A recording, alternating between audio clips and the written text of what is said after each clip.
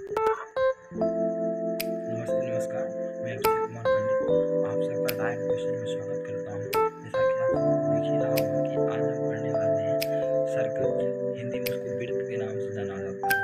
यह वर्ग दशम के 10वें अध्याय का एक पार्ट है, जिसमें हम पढ़ेंगे कि वृत्त किसको कहते हैं, तो वृत्त में कौन-कौन से भाग होते हैं और इस वृत्त का जो है रेखा का क्या संबंध है। देखिए, पहले लिखा गया वृत्त किसी एक निश्चित बिंदु से समानांतर स्थित बिंदु का बिंदुवत वृत्त कहलाता है।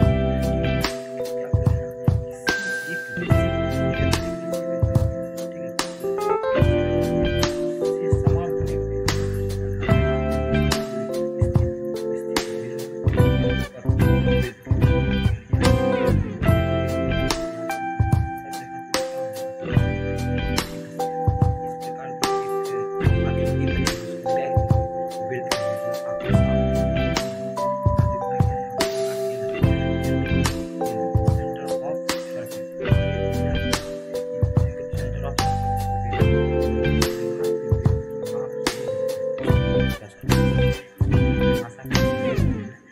वृत्त के अंदर का एक ऐसा बिंदु है जिससे वृत्त का प्रत्येक बिंदु समान दूरी पर स्थित होता है। ठीक है, जो यहाँ नापेंगे कहीं भी ना लीजिए, आप यहाँ नापिए, यहाँ नापिए, यहाँ नापिए, यहाँ नापिए, सब जगह क्या हो जाएगा, उसका रेखा समान हो जाएगा। ठीक है, इसी को हम क्या कहते हैं, बिंदु का केंद्र कहते हैं, जिसे हम ओ से इंकित किए हुए हैं। ठीक है, आगे वृत्त की परिधि किसको कहेंगे, वृत्त की परिधि देखिए, वृत्त की परिधि किसको कहते हैं, ये जो आपको रास्ता दिख रहा है, दिख रहा है, ये गोल वाला रास्ता, इसी को हम वृत्त की परिधि कहते हैं, इसको हम वृत्त का परिमाप भी कहते हैं। ठीक है, चलिए आगे इसका परिभाषा पढ़ लेते हैं। वृत्त की परिधि किसको कहेंगे कि वक्र रेखा की लंबाई, ये वक्र रेखा है, जो गोल रहता है उसको हम वक्र रेखा कहते हैं। वक्र रेखा की लंबाई को वृत्त की परिधि कहते हैं। तो गोल जो है, गोल जो भाग है, ये कितना लंबा है, इसको हम कुछ कहेंगे, वृत्त की परिधि के नाम जानते हैं। मेरे ख्याल से आपको क्लियर हो गया हो। अगर आपको क्लियर नहीं हुआ तो 1 से 2 बार देखिए, आपको क्लियर हो जाएगा। ठीक है, चलिए आगे बढ़ते हैं, आगे बढ़ते हैं। देखिए आगे क्या है, आगे मेरे ख्याल से दिख रहा हो आपको सबको। ठीक है, चलिए प्रयास करते हैं आगे देखने। देखिए अगला है वृत्त का व्यास किसको कहेंगे। वृत्त का देखिए, ये एक वृत्त है, वृत्त है, ये वृत्त है, वृत्त की वृत्त है जो ये जो वक्र भाग है, इसको अभी हमने क्या कहा, वृत्त की परिधि। क्या कहा, वृत्त की परिधि का, क्या कहा, वृत्त की परिधि का।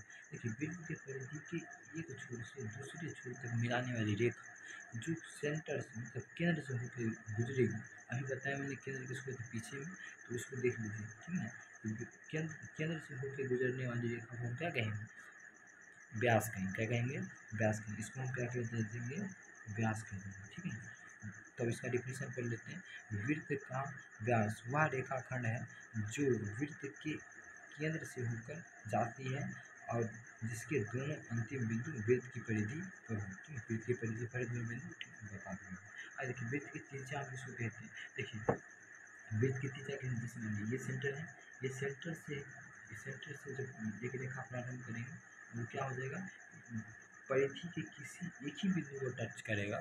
केंद्र से होकर चलने वाली रेखा परिधि के किसी एक ही बिंदु को टच करेगा, तो उसको हम क्या कहेंगे, वृत्त की परिधि का नाम, वृत्त की त्रिज्या का नाम जानेंगे। क्या कहेंगे, वृत्त की त्रिज्या।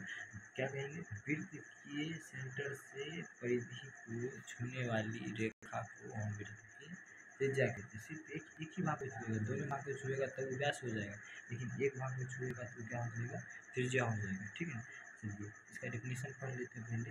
वृत्त की त्रिज्या वह रेखाखंड है जो वृत्त के केंद्र से परिधि के किसी एक बिंदु तक और एक ही ओर खींची जाती है ना, एक केंद्र से लेकर किसी परिधि के एक ही बिंदु पर गई है, एक ही दिशा में गई है, इसको क्या कहेंगे, वृत्त की त्रिज्या कहेंगे। ठीक है, तो देखिए वृत्त की सभी त्रिज्याएं समान होती है। देखिए सब जगह ऐसा बात नहीं कि यहाँ से यहाँ तक चाहे खींचे तो 5 सेंटीमीटर, यहाँ से आकर 4 सेंटीमीटर, नहीं, यहाँ से लेके यहाँ तक खींचे हैं तो 5 सेंटीमीटर, तो यहाँ से लेके यहाँ तक जब नापेंगे तो वो भी 5 ही सेंटीमीटर है, यहाँ से यहाँ तक नापेंगे तो वो भी 5 ही सेंटीमीटर, यहाँ से लेकर यहाँ तक नापेंगे वो भी 5, यहाँ से यहाँ तक वो भी 5, मतलब जहाँ भी नापेंगे ना वृत्त के सेंटर से लेकर परिधि तक की दूरी को, तो तो उसको परिधि कहेंगे और सब जगह परिधि क्या हो जाएगा, सिर्फ 5 सेंटीमीटर ही रहेगा। ठीक है, मेरे ख्याल से आपको ये भी समझ, अगर नहीं समझ तो फिर से कोई रिकॉल करके देख लीजिए। चलिए आगे बढ़ते हैं, जैसा कि आप सबको दिख रहा होगा मेरे ख्याल से। चलिए आगे आगे कह रहा है वृत्त की जीवा।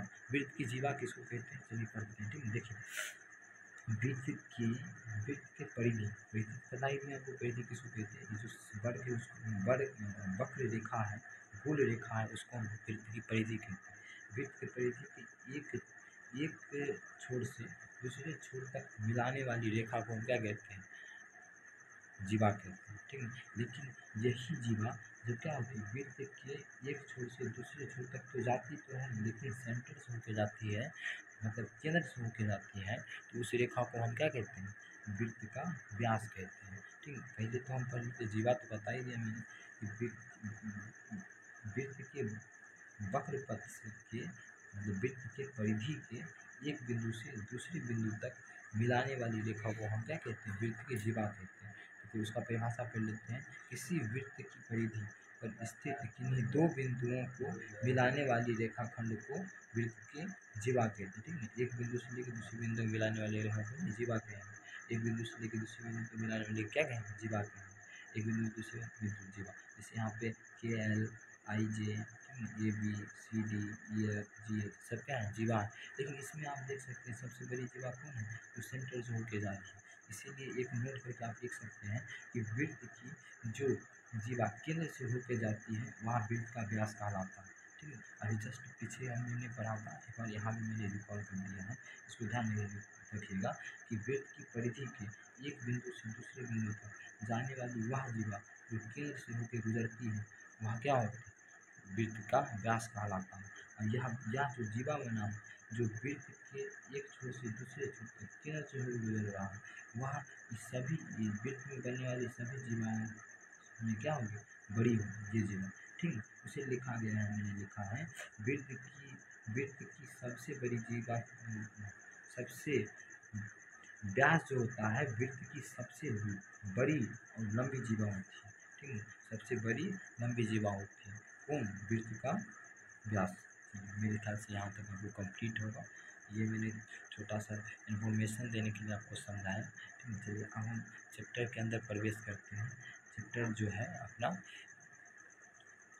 10.1, इसका हम थ्योरी पढ़ लेते हैं। ठीक है, फिर देखिए वृत्त और रेखा में संबंध, इसका सबसे पहला थ्योरी है, तो इसको हम पहले पढ़ना प्रारंभ करें। देखिए यदि एक वृत्त और एक रेखा एक ही तल से खींची जाए तो निम्नलिखित 3 संबंध स्थितियाँ हो सकती है। ठीक है, इसमें कहा जा रहा है कि यदि एक वृत्त और एक रेखा, ठीक है, दोनों में अगर संबंध देखा जाए या उसे एक तल में खींचा जाए, उसमें तीन जो है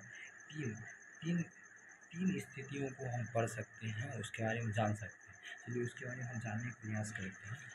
चलिए देखिए, जैसा कि आप सबको दिख रहा होगा यहाँ पे मेरे ख्याल से, तो देखिए पहली स्थिति क्या बनी, पहली स्थिति बनी कि रेखा जो है PQ, ये रेखा PQ है। ठीक है, रेखा PQ है और वृत्त, ये अपना वृत्त हो गया, वो अपना वृत्त हो गया। ठीक है, में कोई उभयनिष्ठ बिंदु नहीं, मतलब उभयनिष्ठ बिंदु समझ लेकिन दोनों को जोड़ने का कोई स्थान नहीं है। ठीक है, इस स्थिति में रेखा PQ को वृत्त के सापेक्ष अप्रतिच्छेदी रेखा कहेंगे। ठीक है, क्या कि सटा ही नहीं है, काटा ही नहीं, तो उसको क्या कहेंगे, अप्रतिच्छेदी रेखा कहेंगे। जैसे नहीं काटा, ये भी अपन जगह पे, ये भी अपन जगह पे, जगह बोल जाएंगे अप्रतिच्छेदी रेखा कहेंगे। ठीक है, दोनों में खुले नहीं, अपन ये अपन में खुले नहीं, अपन में खुले नहीं, इसलिए बोलिए अप्रतिच्छेदी रेखा कहेंगे। आगे देखिए दूसरी स्थिति क्या बन रही है, दूसरी स्थिति बन रही है कि रेखा PQ और वृत्त में दो उभयनिष्ठ बिंदु A और B है। इस स्थिति को हम वृत्त की छेदक रेखा कहते हैं। देखिए जैसे देख सकते आपको यहाँ दिख रहा है, देखिए ये एक वृत्त था, वो अपना वृत्त था, और एक यहाँ रेखा था जिसका नाम कौन सी है, PQ एक रेखा है, और ये क्या कहते हैं, वृत्त के एकदम छेद के डाली है। दोनों क्या होगा, हम खुले नहीं है, दोनों क्या होगा, अब आपसी बात मिला करके सट छूट गया है। ठीक है, देखिए यहाँ पे सट छूट गया है, तो क्या हुआ, तो ये जो है इसको छेदते हुए B और ये जगह पे इसको छेद मतलब ये यहाँ पे तो काट रहा है। ठीक है, इसको हम छेदक रेखा कहेंगे। ठीक है, क्या बोले, जब जब एक रेखा वृत्त के किसी दो बिंदु को स्पर्श करेगी तो उसको हम छेदक रेखा कहेंगे। क्या कहेंगे? छेदक रेखा। यदि यदि एक रेखा एक वृत्त एक दूसरे को कहीं नहीं सटेंगे, मतलब मुख लेने रहेंगे, उसको हम क्या कहेंगे? उसको हम कहेंगे अप्रतिच्छेदक रेखा कहेंगे। ठीक है। यदि एक रेखा और एक वृत्त एक दूसरे को वृत्त के दो बिंदु पर मिलते हैं उसको हम छेदक रेखा कहते हैं। ठीक है। चलिए तीसरी स्थिति भी हम सब पढ़ लेते हैं यहाँ पे, कि आप सबको जैसे दिख ही रहा होगा तीसरी स्थिति क्या है कि रेखा पी क्यू और वृत्त में एक और केवल एक ही वनिष्ठ बिंदु ए है। ठीक है। इस स्थिति में रेखाखंड पी क्यू वृत्त की कुछ स्पर्श रेखा कही जाएगी। ठीक, देखिए एक ये बिंदु है, ठीक नहीं सॉरी, ये एक वृत्त है और एक रेखा है। ये दोनों के बस एक ही बिंदु पर टच कर रहा है, मतलब ज़्यादा आपसी मेल मिलाप इसमें नहीं हुआ। तो अभी भी मुँह लेनी है लेकिन तैयो सट गया है, जैसे ये सट गया है, बस इसको हम क्या कहेंगे? वृत्त की स्पर्श रेखा कहेंगे। वृत्त की स्पर्श रेखा कहाँ हुई है? ये पे हुई है। ठीक है। ये क्या कहलाएगी? वृत्त की स्पर्श रेखा कहलाएगी। ठीक है। अब देखिए वृत्त के संबंधित कुछ मतलब अतिरिक्त पद हम जान लेते हैं। ठीक है। यहाँ पे देखिए पहला कौन सी है? छेदक। क्या है? छेदक है। पहला क्या है? छेदक। अब देखिए छेदक क्या होता है उसके बारे में थोड़ा हम पढ़ लेते हैं। देखिए एक रेखा जो वृत्त की दो विभिन्न बिंदुओं पर प्रतिच्छेदित करती है वृत्त की छेदक रेखा कहलाती है। छेदक रेखा समझ गए? अभी भी हम दसवीं में बताया है। छेदक रेखा किसे कहते हैं? कि वृत्त के किसी दो बिंदुओं पर किसी एक रेखा द्वारा यदि क्या किया जाए, दो भागों पर मतलब प्रतिच्छेद किया जाए उसको हम छेदक रेखा के नाम से जानते हैं। छेदक रेखा यहाँ पी क्यू पे है। ठीक है। छेदक रेखा समझ गए? एक वृत्त रहेगा उसमें एक रेखा जाएगा और उस वृत्त के दो बिंदु पर छेद करेगा उसको हम क्या कहेंगे? छेदक रेखा कहेंगे। या दो बिंदु टच करेगा उसको हम छेदक रेखा कहेंगे। ठीक है। आगे देखिए, आगे जैसे आप सबको दिख रहा होगा क्या है? स्पर्श रेखा। क्या है यहाँ पे? आप सब देख सकते हैं क्या है? स्पर्श रेखा, जिसको हम टेंजेंट के नाम से जानते हैं। देखिए वह रेखा जो वृत्त से केवल एक ही बिंदु पर मिलती है वृत्त की स्पर्श रेखा का। देखिए ये वृत्त है अपना, इस पे एक रेखा गया जिसका नाम ए बी है। वह वृत्त के सिर्फ एक ही बिंदु को टच कर रहा है, इसे हम क्या कहेंगे? वृत्त के स्पर्श रेखा। क्या कहेंगे? वृत्त का देखिए ये क्या कर रहा है? वृत्त के बस एक ही भाग को टच कर रहा है ये रेखा, इसीलिए इसको क्या कहेंगे? स्पर्श रेखा कहेंगे। कोई पूछेगा स्पर्श रेखा किसे कहते हैं? किसी वृत्त के एक बिंदु पर एक रेखा द्वारा, ठीक है ना, स्पर्श किया जाता है तो उसे हम स्पर्श रेखा कहेंगे। ठीक है।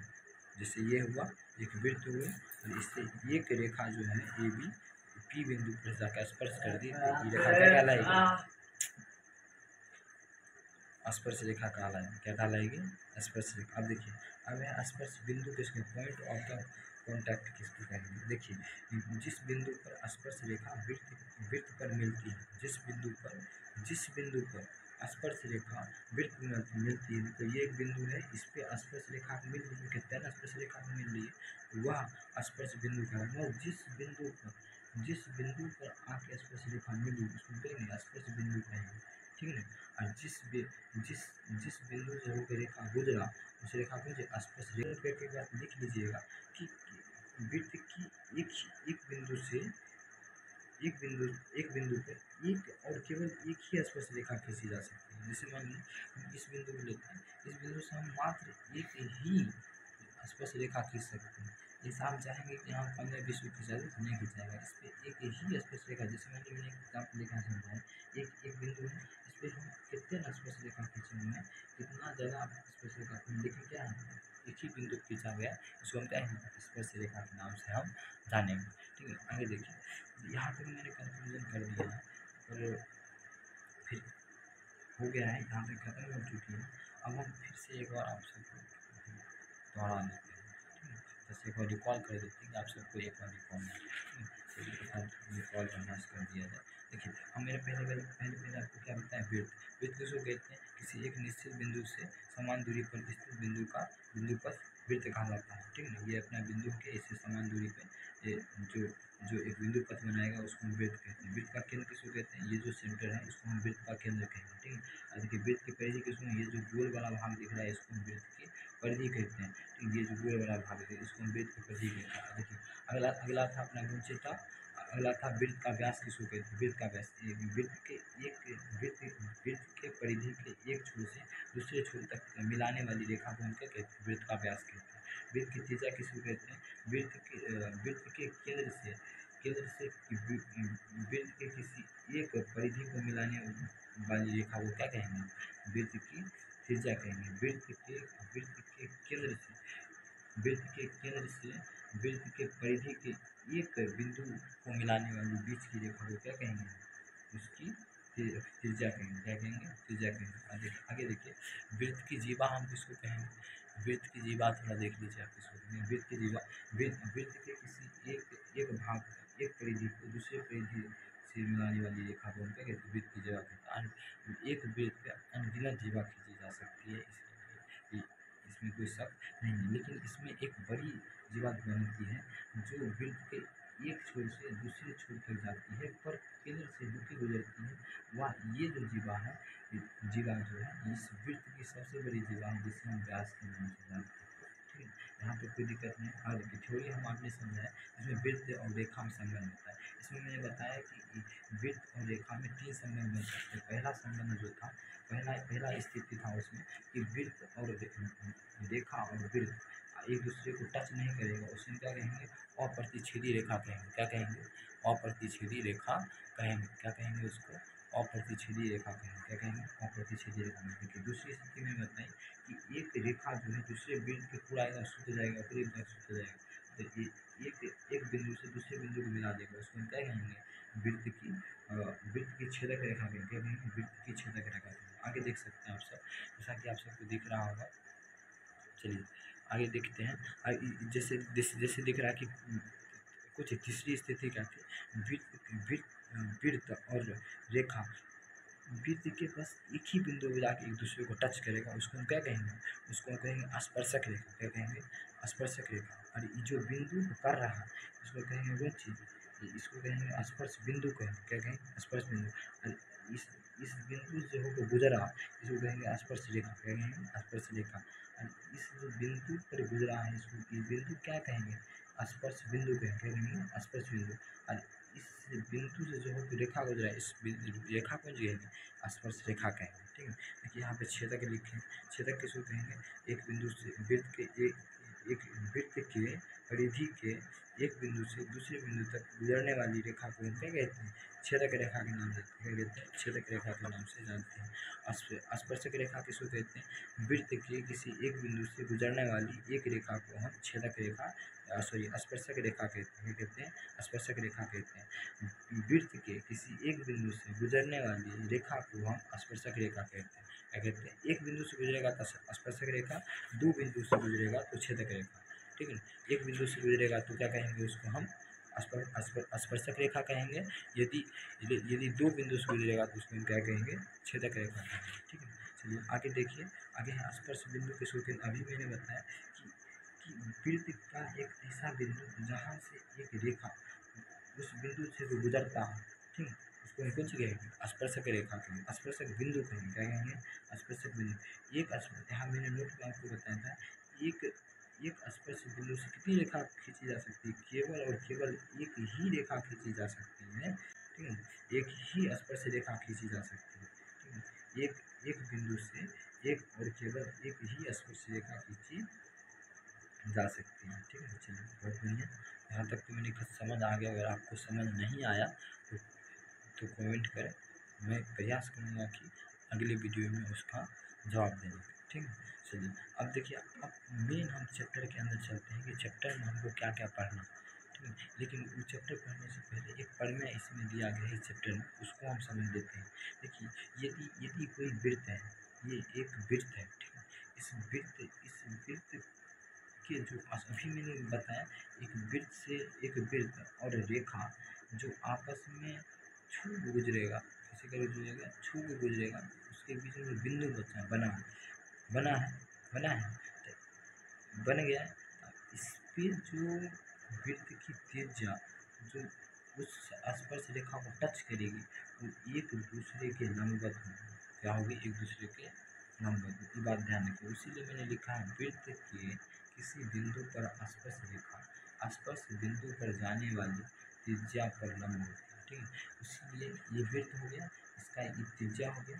इस पर एक स्पर्श रेखा दी, ये एक दूसरे को कैसा बना दिया है, एक दूसरे को लंब बना दिया, मतलब एक दूसरे को लंबा बनाना। ऐसा बात नहीं है कि इसी स्थिति में हम किसी भी स्थिति में करें, चाहे हम इस स्थिति में कर दें, यहाँ से लेकर यहाँ तक एक लंब बना लें तो सेम टू सेम वही बात यहाँ भी 90 डिग्री बनाएगा, यहाँ बना दे, यहाँ बना दे, सब स्थिति में क्या कह रहा है, एक दूसरे पर 90 डिग्री का एंगल बनाएगा। इसीलिए ये प्रमेय हमेशा याद रखिएगा, यदि एक स्पर्श रेखा किसी वृत्त से होकर गुजरती है तो उस वृत्त के त्रिज्या द्वारा उस स्पर्श रेखा पर एक लंब डाला जाता है। समझ आया? ये प्रमेय ध्यान रखना है। ओपी एक त्रिज्या थी इसकी, जो स्पर्श रेखा वाई एक्स पे क्या है, लंब। ठीक है, ये सिंबल लंब के लिए यूज करते हैं। चलिए अब यहाँ पे तो मैंने पूरा थ्योरम प्रमेय सब समझा दिया। अब हम चैप्टर के अंदर प्रवेश करते हैं कि चैप्टर है क्या और चैप्टर में पढ़ना क्या क्या है, और इस चैप्टर को पढ़ तो रहे हैं लेकिन क्वेश्चन कैसे कैसे बनते हैं। देखिए, अगर आपने वीडियो बढ़िया पहले जो बताया है मैंने उसको बढ़िया देखा होगा तो अभी जितना भी 10.1 में क्वेश्चन है उसका एक क्वेश्चन आप बना दीजिएगा, आप मेरा विश्वास कीजिए। लेकिन अगर आप किसी नहीं समझे तो अभी भी हम आपको बोलेंगे आप एक बार पहले ज़रूर से ज़रूर वीडियो को रिकॉल कीजिए। ठीक है, चलिए अब हम क्या करते हैं, एक बार आप रिकॉल कर लीजिए, फिर इसको देख लीजिएगा। अभी हम क्या करते हैं 10.1 के जितना भी क्वेश्चन है उसको करना है, हम स्टार्ट कर देते हैं। ठीक है, देखिए 10.1 का जो पहला क्वेश्चन है, क्वेश्चन नंबर 1, तो क्वेश्चन नंबर 1 में क्या कह रहा है, क्वेश्चन है एक वृत्त की कितनी स्पर्श रेखाएं खींची जा सकती है। देखिए जब मैंने उसका आंसर दिया है कि अपरिमित रूप से अनेक स्पर्श रेखाएं खींची जाती है, आप बोलेंगे नहीं हमको आप करके दिखाइए, नहीं हम आपको करके दिखाइए। देखिए एक वृत्त आपको, ये आपको एक वृत्त दिख रहा है, इसमें आप हम आपको करके दिखाते हैं हम कितनी स्पर्श रेखाएं खींच सकते हैं। देखिए अब यहाँ पे हम एक स्पर्श रेखा खींचे, फिर यहाँ पे एक दूसरी स्पर्श रेखा खींचे हैं, फिर यहाँ पे एक तीसरी स्पर्श रेखा खींच दी है। ठीक है, और यहाँ पे एक चौथी स्पर्श रेखा खींच दी है, और देखिए और यहाँ पे हम 5वीं स्पर्श रेखा खींच दी है। मान लेते हैं हम यहाँ पे एक और स्पर्श रेखा खींच देते हैं, मान लेते हैं कि यहाँ पे एक और स्पर्श रेखा खींच देते हैं, मान लेते हैं कि मतलब मान सकते हैं कि देखिए इसमें हम जहाँ मन चाहे वहाँ से स्पर्श रेखा खींच सकते हैं। इसीलिए मैंने यहाँ इस प्रश्न का उत्तर दिया है कि एक वृत्त पर अपरिमित रूप से अनेक स्पर्श रेखा खींची जा सकती है। ठीक है, मेरे ख्याल से ये क्वेश्चन आप बढ़िया समझेंगे।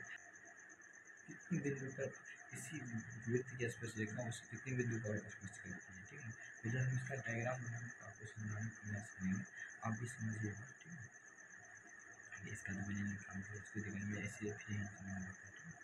चलिए अब यहाँ देख सकते हैं एक वृत्त है, पहले क्वेश्चन फेस कर लीजिए, किसी वृत्त की स्पर्श रेखा उससे एक स्पर्श रेखा मैंने बना दिया है, स्पर्श रेखा खींच दिया।